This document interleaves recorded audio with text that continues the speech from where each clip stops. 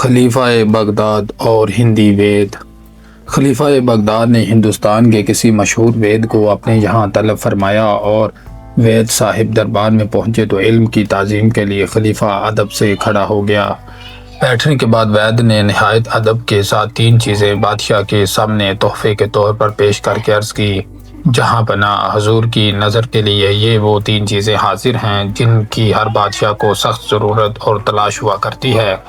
ان میں ایک تو خضاب ہے جو سفید بالوں کو سیاہ اور بوڑھے کو جوان کر دکھاتا ہے، دوسری ہاضمے کی ایک معجون ہے کہ کھانے کے بعد ماشا بھر کھا لی جائے تو معدہ ہر قسم کی خرابیوں سے محفوظ ہو جاتا ہے، تیسری ایک طاقت دینے والا کشتہ ہے جو عمر بھر بڑھاپے کو پاس نہ آنے دے۔ خلیفہ نے تینوں کی تعریف سن کر فرمایا، وید صاحب، میں تو آپ کی قابلیت اور شہرت سے کچھ زیادہ امید رکھتا تھا، مگر افسوس کہ آپ نے وہ خیال غلط کر دیا۔ یہ تینوں چیزیں جو آپ نایاب تحفے سمجھ کر لائے ہیں، غور کیجئے تو صرف فانی جسم کے لیے لذتیں پیدا کرنے والی ہیں۔ خضاب تو غرور پیدا کرے گا جس سے انسان بڑھاپے میں بھی جوانی کے ولولوں سے باز نہ آئے گا۔ ایسا ہی معجون کا استعمال بھی مجنون کے لیے زیبا ہے، کیونکہ جو شخص بھوک سے زیادہ کھا کر دکھ اٹھاتا ہے کسی طرح عقل مند نہیں کہلا سکتا۔